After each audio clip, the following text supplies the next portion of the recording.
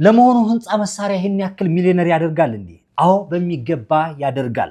ገንዘብ ኖሯችሁ ምን አይነት አዋጪ ቢዝነስ ልጀምር እያላችሁ ለተጨነቃችሁ እህት ወንድሞችና ስለዚህ ስለ አዋጩ የህንፃ መሳሪያ ቢዝነስ እንዳብራራላችሁ ስጠይቁ ለነበራችሁ ይህ ቪዲዮ ለእናንተ ነው።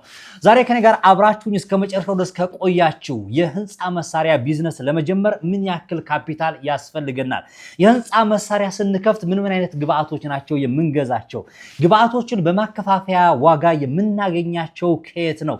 በተጨማሪም ደግሞ ህንፃ መሳሪያ ስንከፍት የት ቦታ ላይ የት ሎኬሽን ላይ መክፈት አለብንና እንዲሁም ደግሞ የህንፃ መሳሪያ ቢዝነስ ከፍተን የተሻለ ትርፍና የተሻለ ሚሊዮነር ለመሆን ምን አይነት የአሰራር ሂደት መከተል አለብን የሚሉትን አጠቃላይ ያሉ መረጃዎችን እነግራችኋለሁ። ጥቂት ደቂቃ ወስዳችሁ አዳምጡኝ። እንቀጥል። ክቡራን ተመልካቾች ይህንን የህንፃ መሳሪያ ቢዝነስ ለምን መረጥከው ልትሉኝ ትችላላችሁ። የመረጥኩባቸው የተወሰኑ ምክንያቶች ስላሉኝ እነሱን ልንገራችሁ። ቁጥር 1 ከሌሎቹ ቢዝነሶች ለየት የሚያደርገው ነገር የህንፃ መሳሪያ ስንከፍት ማለት ነው አብዛኛዎቹ ኤክስፓየርድ የማያደርጉ ቢዝነሶች ለረጅም ጊዜ ከኛ ጋር ቢቆዩ የተሻለ ትርፍ የምናገኝባቸውና አብዛኛዎቹ እቃዎች ተፈላጊ መሆናቸው ቁጥር 1 ተመራጭ ያደርገዋል። ምን የህንፃ መሳሪያ። ሁለተኛ ደግሞ ክቡራን ተመልካቾች የህንፃ መሳሪያ ቢዝነስ ስትከፍቱ ዛሬ ላይ የገዛችሁበት የህንፃ መሳሪያ መግዣ ወይም ደግሞ የከፈታችሁበት ያ ግብአቱ ከጀርባችሁ ሱቃችሁ ላይ ያጠራቀማችሁት ግብአትና እቃ በሙሉ ዛሬ ላይ በሆነ ዋጋ ግዙት እንጂ ነገ ከነገ ወዲያ ወይም ከሳምንት ወይም ከወር በኋላ እጥፍ 5 እጥፍና 10 እጥፍ እየጨመረ ሄዶ በብዛት እንኳን ባትሸጡ ያስቀመጣችሁት እቃ ራሱ ዋጋ ጨምሮላችሁ ከዛ ከገዛችሁበት የተሻለ ትርፍ አግኝታችሁበትና ሚሊዮነር የሚያደርጋችሁ ስላስቀመጣችሁት ብቻ የተሻለ ትርፍ የምታገኙበት ስለሆነ በሁለተኝነት ተመራጭ ያደርገዋል ማለት ነው። ሶስተኛ ደግሞ የህንፃ መሳሪያ ቢዝነስ ከሌሎቹ ለየት የሚያደርገው የሰው ልጅ ሰዎች ጋር የዕለት ተዕለት እንቅስቃሴያቸው ጋር ሰዎች በተጋቡ ቁጥር ሊሆን ይችላል። በተለያየ አይነት መንገድ ቤት በሰሩ ቁጥር ገንዘብ አግኝተው ትዳር በመሰረቱ ወይም ደግሞ ቤትም ፎቅም ምድርም በሉት ምንም አይነት ነገር እንቅስቃሴ ግንባታ ባካሄዱ ቁጥር የህንፃ መሳሪያ ግብአትን ስለሚጠቀሙ ሁልጊዜም አብሮ ያለ ወደፊትም የሚቀጥል ትናንትም የነበረ ድሮም የነበረ ዛሬ ላይም ያለ ቢዝነስ ስለሆነ በሶስተኝነት ያስቀረብኩላችሁ ምክንያት ተመራጭ የሚያደርገው ይሄንኛው ነው ማለት ነው። አራተኛው ደግሞ እንደነገርኳችሁ ከትርፍ አንፃር ሲታይ ከሌሎች ግርግር ከበዛባቸው ስራዎች የተሻለ ገንዘብ ይኖራችሁ ወይም ደግሞ ያንን የምትከፍቱበት የተሻለ ካፒታል ይኖራችሁ እንጂ በዚህ ቢዝነስ ላይ ተሰማርታችሁ እጅግ በጣም ከፍተኛ የሆነ ትርፍ የምታገኙበትና እንዲሁም ደግሞ ከህግ አንፃር ሊሆን ይችላል አስፈላጊው የህግ ተቋም የሚሆን ምንም አይነት ነገር ይሁን ዞሮ መረጃውን እየሰጠ ያለሁት ይሄን ያክል ሽጡ በዚህ ነው የምትሸጡት ወይም ደግሞ ዳቦ ልክ እንደ ዳቦ ተመን ወጥቶለት የምትሸጡበት ወይም ደግሞ በአካባቢያችሁ ሌላ በብዛት የሆነ ህንፃ መሳሪያ እስከሌለ ድረስ ተፎካካሪ በሌለበትና ራሳችሁ በፈቀዳችሁ መልኩ እነዛን ግብአቶች መሸጥ የምትችሉበት ስለሆነ የተሻለ ትርፍ የምታገኙበት የህንፃ መሳሪያ ነው ማለት ነው። ስለዚህ ከነዚህ ነገሮች አንፃር ተመራጭ ነው ማለት ነው። በጣም በርካታ ሰዎች ቤት የገነቡ ቤት የሰሩ መኪና የገዙ ትዳር የመሰረቱ በርካታ ሚሊዮነር የሆኑና በርካታ ሌሎች ድርጅቶችን እንዲከፍቱ መነሻ የሆናቸው የህንፃ መሳሪያ ነው ማለት ነው። ክቡራን ተመልካቾች ቀጥሎ የምነግራችሁ ምን አይነት ሎኬሽን ላይ መክፈት አለብን ነው። የብዙ ሰዎች ስህተት ምናልባትም ከመቶ ሰዎች መካከል አንድ ሰው በህንፃ መሳሪያ ቢዝነስ ላይ ከሰርኩ ሊል ይችላል። ለምን ከሰረ ስላችሁ ስነግራችሁ የአንደኛ ሎኬሽን መረጣ ነው ቦታ ህንፃዎች የተገነቡበት አካባቢና ዝም ብሎ መኖሪያ ብቻ ዝም ብሎ ምንም አይነት ግንባታ በማይካሄድበት ቦታ ላይ ከከፈታችሁ ምናልባትም አላቂ እቃዎችን የስቶቭና የኤሌክትሪክ ወይም ደግሞ የቧንቧ የተበላሹ እቃዎችን ወይም ደግሞ አምፖሎችን ከመሸጥ ውጪ ምንም አይነት ነገር ትርፍ አይኖራችሁም ማለት ነው። ብዙም ታተርፋላችሁ ግን የተሻለ ትርፍ የምታገኙበት አይሆንም። የህንፃ መሳሪያው ብዙም ትርፍ የለውም ሊሏችሁ ይችላሉ። ከዛ በተረፈ ደግሞ ምናልባት ይሄ ገቢዎች በሚበዙበት አካባቢና ህጎች ወይም ደግሞ የተለያዩ መስሪያ ቤቶች የሚበዙበት አካባቢ ከሆነ የከፈታችሁት እዛ አካባቢም ደግሞ ከቫት አንፃር ሊሆን ይችላል እንደዚህ ከንግድ ቁጥጥር አንፃር ሊሆን ይችላል ብቻ ከበርካታ ነገሮች አንፃር እዛ አካባቢ ላይ ከሆነ ብዙ ቁጥጥርና ብዙ የተለያየ ነገር ስለሚበዛባችሁ መሰነካል ስለሚበዛባችሁ አትራፊ ላይ ሆኑ ይችላሉ እነዛ ሰዎች። ከዛ በተረፈ ግን ሎኬሽን የህንፃ መሳሪያ የሚከፈተው ሁሉም ቢዝነስ የሚከፈትበት ራሱን የቻለ ሎኬሽን ቦታ አለው። አሁን አንድ የህንፃ መሳሪያ ፍርድ ቤት አካባቢና ትምህርት ቤት አካባቢ ብትከፍቱት ምንድነው ትርጉሙ? ተማሪ ሊገዛችሁ ነው? ያ የፍርድ ቤት ተከሳሹና ከሳሹ ሊገዛችሁ ነው? አልገባኝም። ስለዚህ አንዳንድ ሰዎች ይሄን እንደዚህ አይነቱን ራሱ በጣም በብዙ ብር አውጥታችሁ የህንፃ መሳሪያውን ከፍታችሁ የማይሆን ቦታ ላይ ጎልታችሁ በጣም የሚገርም ዕቃ ይዛችሁ ግን የማይሆን ቦታ የተቀመጣችሁ ሰዎች አላችሁ። ሰው የህንፃ መሳሪያ የሚከፈተው የት ነው ብትሉኝ አዳዲስ ምሪቶች ወይ መንደሮች ያሉበት አካባቢ፣ ኮንዶሚኒየሞች የሚገነቡበት አካባቢ፣ አፓርታማዎች የሚገነቡበት አካባቢ፣ በአጠቃላይ አዳዲስ የኮንስትራክሽን ስሪቶች ወይም ደግሞ ግንባታዎች በሚካሄዱበት አካባቢ ተፍጨርጭራችሁ እዛ አካባቢ ምናልባት ከከተማ ውጭ ቢሆን ራሱ መሀል ከተማ ላይ ምንም ትርጉም የለውም፣ ግን ከከተማ ውጭ ወደ ከተማ ዳር አካባቢ ቢሆን ሎኬሽን እዛ አካባቢ ላይ ብትከፍቱ የተሻለ ትርፍ ታገኙበታላችሁ። ሚስጥሩ ምንም አይደለም፣ የሎኬሽን ጉዳይ ነው። ስለዚህ ሎኬሽን መክፈት ያለባችሁ እንዳልኳችሁ ነው። ብዙም ህንፃ መሳሪያዎች በብዛት የሌሉበት አካባቢ ቢሆን ይመከራል። ምናልባትም እዛ አካባቢ ላይ የተሻለ ትርፍ እንድታገኙ ከማለት ያክል ነው። ከዛ በተረፈ ደግሞ ከሎኬሽን ወጣ እንበልና ሲስተሙ ልንገራችሁ። እናንተ የተሻለ ትርፍ እንዴት እንደምታገኙ ለምሳሌ እዛ አካባቢ አዳዲስ የሚገነቡ ሳይቶች፣ አዳዲስ የሚሰሩ የተለያዩ ቤቶች ካሉ እንደው እዛ አካባቢ እንበልና እናንተ ብቻችሁን ብትሆኑ እንደው 10 ቤት 20 ቤት ወይስ እንደው 30 ቤትም የሚገነባ ከሆነ እዛ አካባቢ ላይ ከሌላ ቦታ ማምጣት ላይ ተጠበቅባቸው ይችላል። ሚስማርም ብትሄዱ፣ ሲሚንቶም ብትሄዱ፣ አጠቃላይ የቧንቧ ስራውንም ብትሉ፣ ፒቪሲ ብትሉ ምናምን በጣም አጠቃላይ ያለ ነገር በሙሉ አንድ ህንፃ ራሱ G+10 ከሆነ 10ሩም ፎቅ እስከሚገነባ ራሱ ከዛ ህንፃ ላይ የምታገኙት ገንዘብ ቀላል አይደለም ማለት ነው። ስለዚህ ከአንድ ህንፃ ለዛ ሁሉ ግብአት የህንፃ መሳሪያ የምታቀርቡ ከሆነ አስቡት የተሻለ ትርፍ ታገኛላችሁ ማለት ነው። ከዛ በተረፈ ደግሞ ምን ልበላችሁ አንድ ህንፃ ብቻ አይደለም 10ሩን 20ውን ህንፃ እዛ አካባቢ ብትይዙት እንደሞ ወደ ገጠር አካባቢ የሚመጡና የሚሄዱ ሰዎች አሁን ቅድምም ብያችኋለሁ ቴክኒካሊ ማለት ነው ከከተማ ወጣ ብላችሁ ከሆነ የከፈታችሁት ከገጠሩ የሚመጣው ህብረተሰብ መሃል ከተማ ድረስ መጥቶ መግዛት አይጠበቅበትም። ያ የገጠሩ ማህበረሰብ ሚስማር ሲያስፈልገው ቆርቆሮ ሲያስፈልገው ሊሆን ይችላል። የተለያዩ የኮንስትራክሽን ወይም ደግሞ የህንፃ መሳሪያ ግብአቶች ሲያስፈልጉት በቅርበት እናንተን ያገኛችኋል። ከዛው ከከተማው ጫፍ ላይ ገዝቶ ይሄዳል ማለት ነው። ቅድም እንዳልኳችሁ ደግሞ አንድ ህንፃ ነው ያለው። ያንን አንዱን ህንፃ 10 ቢኖረው ወይዛ አካባቢ ሙሉ አፓርታማዎች የሚገነቡ ቢኖሩ ኮንዶሚኒየሞች ቢኖሩ አስቡት በጣም ብዙ ህንፃዎችን ይዛችሁ ብትሰሩ አጠቃላይ የምታገኙት ትርፍ ከፍ ያለ ነው ማለት ነው። ክቡራን ተመልካቾቼ ከዛ እንቀጥልና ደግሞ የት ነው የምናገኘው ግብአቶቹንም ደግሞ የህንፃ መሳሪያ ግብአቶቹን የት ነው የምናገኘው ትሉኛላችሁ።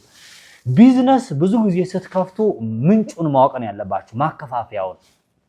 ማከፋፈያውን ማወቅ መቻል አለባችሁ። ካላወቃችሁት በሆነ ቦታ ላይ ወይ ደግሞ በደላላ ተጨርብራችሁ የሆነ ቦታ ላይ የህንፃ መሳሪያ ግብአት ገዝታችሁ ሄዳችሁ ብትከፍቱ አያዋጣችሁም። ከጎናችሁ ወይ ከአካባቢያችሁ ላይ አንድ መዶሻ በ100 ብር እየተሸጠ ከሆነ እናንተ ሄዳችሁ 150 ብር የምትሸጡ ከሆነ እናንተ ወይ ዋጋ በጣም ጨምራችኋል ኦቨር ማለት ነው፣ ወይ ደግሞ ራሱን የቻለ ሌላ መንገድ አለው ነው። ስለዚህ እንድታስቡበት ለማድረግ ያክል ማከፋፈያ የት ነው ልትሉኝ ትችላላችሁ። የመጀመሪያ ቁጥር 1 የህንፃ መሳሪያ ለመክፈት ከፈለጋችሁ ማከፋፈያው ሰንጋተራ ልብ ብላችሁ አዳምጡኝ። አዲስ አበባ ሰንጋተራ፣ ደሴም ሁኑ፣ መቀሌም ሁኑ፣ ጅማም ሁኑ፣ የትም ቦታ ላይ ሁኑ ሰንጋተራ ሜክሲኮ ሰንጋተራ ላይ የህንፃ መሳሪያ ማከፋፈያ እዛ ነው ያለው ቁጥር 1 በብቸኝነት። ሁለተኛ ደግሞ መርካቶ ነው ያለው። መርካቶም አሁንም በጅምላ በብዛት የምታገኙበት ቦታ ስለሆነ አሁንም እዛ ቦታ ላይ ሄዳችሁ የተሻለ በማከፋፈያ ዋጋ የምታገኙበትና የምታተርፉበት ነው ያለው። ሶስተኛ ልንገራችሁ አትክልት ተራ ፒያሳ አትክልት ተራ አሁንም የህንፃ መሳሪያ እቃዎች ወይም ደግሞ ግብአቶች በቅናሽ ዋጋ የሚሸጡበት ስለሆነ እነዚህ 3 ቦታዎች ላይ ብቻ በቅናሽና በማከፋፈያ ዋጋ ታገኛላችሁ ማለት ነው። እነዛ የመርካቶ ሰዎች የሰንጋተራዎችና የፒያሳ ሰዎች ደግሞ የሚያመጡበትን ቦታ ካወቃችሁ ምናልባት ፍቃድ አወጣለሁ ችግር የለውም ካላችሁ ቀጥታ ከፋብሪካው ለምሳሌ ፒቪሲ ወይም ደግሞ ፓይፕ ወይም ደግሞ ኤችዲፒ ወይም ደግሞ ኤሌክትሪክ ገመድ ወይም ደግሞ ብቻ ኤኒ ማቴሪያል ኤሌክትሪክ ነገሮችም ሊሆን ይችላል ከቦታው ላይ ማምጣት ትችላላችሁ። ከምን ቦታው ላይ መሰላችሁ? ከፋብሪካዎቹ ለምሳሌ ራሱን የቻለ የፕላስቲክ ፋብሪካ የሚያመርት ይኖራል። ሌሎችንም የብረታ ብረት እቃዎች የሚያመርትም ሊሆን ይችላል። ቀጥታ ካስመጪውም ሰው ራሱ ማምጣት የምትችሉበት እሱ ግን አቅምና ካፒታል ይጠይቃል። አለኝ ካላችሁ ማምጣት ትችላላችሁ። እሱንም ሲስተሙን ነው የምነግራችሁ በብዛት። ለምሳሌ ፒቪሲ የምታወርዱ ከሆነ ባይሱዚ ልትጠየቁ ትችላላችሁ በብዛት ራሱን ይቻላል 1 ሚሊዮን 2 ሚሊዮን እንደው ገና እቃውን ለማውረድ ብቻ በማከፋፈያነት ሊያስፈልጋችሁ ይችላል ግን አይ በትንሹ በደርዘን እያመጣሁኝ መሸጥ ይችላልው ምትሉ ከሆነ በቀላሉ የነገርኳችሁ 3 ቦታዎች ላይ ሄዳችሁ ሰንጋተራ ሜክሲኮ መርካቶና እንዲሁም ደግሞ ፒያሳ አትክልት ተራ ሄዳችሁ መግዛት ትችላላችሁ ሶስቱንም አማራጥኳችሁ ማለት ነው ከዛ ወደ መጨረሻው ላይ ስነግራችሁ የመነሻ ካፒታል ምን ያክል ያስፈልገናል ነው ዛሬ ያንዳንዱ እንትን ልነግራችሁ አልችልም ይሄ ግብአቱን አሁን ልንገራችሁ ብዬ በጠቀስ መዶሻ ሚስማር ነጋዝ ይያልኩ በነግራችሁ ትርጉም የለውም በቃ አጠቃላይ የህንጻ መሳሪያ ግብአት ናቸው የሚባሉት ሜትርን በሉት ዋህልክን በሉት ግን ጠቅለል አድርጌ እንዴት እንደሆነ ነግራችኋለሁ ካፒታል ምን ያክል ያስፈልገናል ካላችሁ የመነሻ ካፒታሉ ክቡራን ተመልካቾች እንዳትሸወዱ በትንሹ 1 ሚሊዮን ብር ያስፈልጋችኋል ትንሹ የህንጻ መሳሪያ ለመክፈት አነስ አድርጋችሁ በደርዘን መያዝ ሊጠበቅባችሁ ይችላል በብዛት መያዝ ሊጠበቅባችሁ ይችላል ግን ከ1 ሚሊዮን ብር መነሻ ይዛችሁ መጠነኛ የሆነ የህንጻ መሳሪያ ለመክፈት 1 ሚሊዮን ብር ከዛ እልፍቱልና ደግሞ 2 ሚሊዮንም 3 ሚሊዮንም ያው ነው በነገራችን ላይ 1 ሚሊዮን ያለውም ጀማሪ ነው 10 ሚሊዮን ያለውም ደግሞ ጀማሪ ነው ምክንያቱም በዛው ልክ የ10 ሚሊዮንም የሚቀረው አለ የ100 ሚሊዮን ካፒታል መጋዘን ውስጥ አስቀምጦ ራሱ ህንጻ መሳሪያውን መክፈት ይችላል አከፋፋይ መሆን ይችላል ስለዚህ ከ1 ሚሊዮን ብር የመነሻ ካፒታል ጀምራችሁ የህንጻ መሳሪያ መክፈት ትችላላችሁ ነው የመጨረሻ ኢንክሉድ ወይም ደግሞ መጨረሻ ለማጠቃለል ያክል ያዋጣሉ የቢዝነስ ወይም ደግሞ እንዴት አድርገን ነው የምንሸጠው ትርፉን የሚል ነገር ነው እዚህ ጋር ይኸው ብዙ ጊዜ በደፈናው እያንዳንዷ ነገር እቺ ዕቃ ስንት ብር ነች እዚህ ጋር ደግሞ እቺን ያክል ነው የምታተርፉባት ይያልኩኝ ትርፋን እያንዳንዱ ነገር ልነግራችሁ አልችልም ግን እንደ ምሳሌ ለመጥቀስ ያክል ሰው እንደሚሆነው ትሆናላችሁ በጣም ብዙ ጊዜ ቢዝነስ ሰዎች የምትፈሩ ሰዎች ምን መሰላችሁ ሰው እንደሚሆነው ሰው እኮ እየቀጠለ ነው ያለው ቢያተርፈው ነው ይሄ ሰውዬ 150 ብር መዶሻ ሰፈር ሂዱና ጠይቁ ለምሳሌ አንድ መዶሻ መቼም ዛሬ መዶሻ ካፊ ያልወጣ ብሏል ተውት ሜትር እናድርገው መዶሻ ያልወጣ ስላለ አንድ ሜትር 250 ብር እየተሸጠ ከሆነ ሱቅ ሄዳችሁ ተጠይቁ 250 ብር አላችሁ አይደለ እናንተ ይችን ትይዙና በቀጥታ ትሄዳላችሁ መሰላችሁ ብዙውን ዕቃ ማጥናት አይጠበቅባችሁም ችግር የለም ካስፈለገ ዝርዝር መረጃዎቹን ያዛቸው አንድ ህንጻ መሳሪያ ውስጥ ይገኛሉ የምትሏቸው ዕቃዎች ህንጻ መሳሪያው ጋር ሄዳችሁ ምን እንዳለ እዩ ተበቃ አይታይ ገረፍ አድርጋችሁ እዩ አያቸው ጻፏቸው ምናምንና ከፈለጋችሁ ደግሞ እዛ መርካቶ ስትሄዱ ህንጻ መሳሪያው ጋር ህንጻ መሳሪያ ልከፍት ምን ዕቃ ነው የሚያስፈልገኝ ስትሏቸው ራሳቸው ህንጻ መሳሪያ ብሏቸው እኮ መርካቶ ያሉት አከፋፋዮቹ ራሳቸው ህንጻ መሳሪያ ብሏቸው ስለዚህ ከዚህ ያክል ብላችሁ ታዟቸዋላችሁ እዛ ይጽፉላችሁ ግን ዞሮ ግን 250 ብር ከሆነ 1 ሜትር እዛ ጋር መርካቶ ስትሄዱ ጠይቋቸው ለምሳሌ በደርዘን ስንት ብር ነው በደርዘን በ160 ብር በ140 ብር ሂሳብ ሊሆን ይችላል ወይም ደግሞ በ90 ብር በ80 ብር ሊሆን ይችላል እዛው ተጠይቁታላችሁ ማለት ትርፉን አወቃችሁት ማለት ነው እዛው ከ1 ሜትር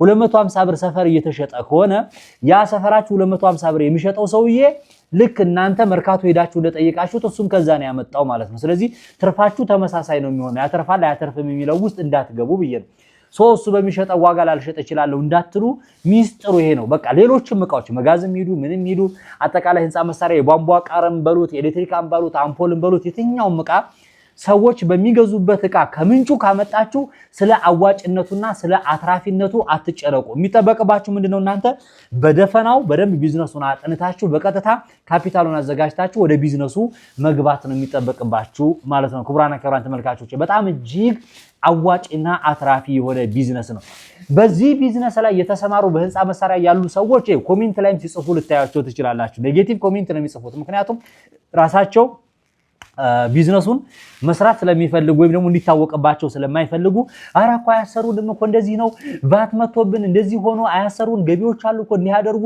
አያዋጣም እኮ ይግቡና ይሞክሩት ብዙ ነገር ነው የሚሏቸው እነሱ ባያዋጣቸው ለቀው ይወጡ ነበር ማንንም ለቀው ይወጣ አይደለም ህንጻ መሳሪያ ላይ ገብቶ ማንንም ለቀው ይወጣ አይደለም ምናልባት በህጋዊ መንገድ መግባት ካለባችሁ ግቡ ልትገቡ ትችላላችሁ አሁን አሰራሩ እያንዳንዱ አጠቃላይ ነገር በቫት እየሆነ ነው ያለው አጠቃላይ በቫታው እናንተ ስትሸጡ በቫት ከሆናችሁ እናንተ የምትሸጡ ስትገዙም በቫት ልትገዙ ስለምትችሉ አጠቃላይ ከመርካቶ ጀምሮ አጠቃላይ ቁጥጥሩ በሰፊው ከሆነ ሰፈር ውስጥ ላይ በቫት ሽጡ ስትባሉ አትፍሩ ሰው እንደሆነው ትሆናላችሁ አገር እንደሆነው ትሆናላችሁ እየሰራችሁ ነው መሞት እየሰራችሁ ነው መጠበቅ እየሰራችሁ ነው ማማረር እና ህንጻ መሳሪያ በጣም አትራፊ ነው በቀን ያለ ማጋነን ዝም ብለው ትርፍ ብቻ 10 ሺህ ብር 15 ሺህ ብር 20 ሺህ ብርና ከዛ በላይ ያገኛሉ በትንሿ 10 ሺህ ብር 15 ሺህ ብርና ከዛ በላይ ትርፍ ያገኛሉ። በወር ስንት እንደሆነ አባዙት። ከዛ ደግሞ አልፎ ተርፎ ደግሞ ከአንድ ዕቃ ላይ ራሱ እንደዚህ ፒቪሲ ከአንድ ህንፃ ላይ ራሱ በርካታ ብሮችን በመቶ ሺህ የሚቆጠሩ ብሮችን ነው ትራንስፈር የሚያስደርጉት ብዙ ዕቃዎችን ለህንፃው እያቀረቡ ማለት ነው። ስለዚህ አያዋጣም ያዋጣል የሚላችሁ ሰው ካለ አትስሙት። በጣም ሲምፕል ነው፣ ቀላል ነገር ነው። የዛሬው የቢዝነስ ሐሳባችን የህንፃ መሳሪያ ይህንን ይመስል ነበረ። እናንተ ምን ተሰማችሁ? ያልተበራራላችሁ ነገር ካለ ኮሜንት ቦታ ላይ አስቀምጡልኝ። መቼም እያንዳንዱ ስለ ህንፃ መሳሪያ መዶሻ ቅድም እንዳልኳችሁ እያንዳንዱ ነገር ጽፌ እዚህ ጋር ባስቀምጥላችሁ ምንም ትርጉም የለውም። ቀላል ነው፣ በጣም ሲምፕል ነገር ነው። በቃ ገንዘባችሁን አዘጋጁ፣ ወደ ቢዝነሱ መግባት ነው። ሎኬሽን ግን መጀመሪያ ቁጥር 1 ሎኬሽን መርጣችሁ ከዛ በኋላ ቢዝነሱን በደንብ ታጠናላችሁ። ቢዝነሱን መጀመሪያ ሄዳችሁ ያልኳችሁ ቦታ ላይ አጥኑት፣ በደንብ አስተንትኑት። ከዛ ገንዘቡ አለኝ የሚለውን አጥኑ። ከዛ ደግሞ ማከፋፈያውን ቦታ ደግሞ ሄዳችሁ መጀመሪያ ጎብኙት። ከጎበኛችሁ በኋላ ወደ ቢዝነሱ ቀጥ ብላችሁ ትገባላችሁ ነው። ሌላ ምን የቢዝነስ ሐሳብ ላቀርብላችሁ? ኮሜንት ቦታ ላይ አስቀምጡልኝ።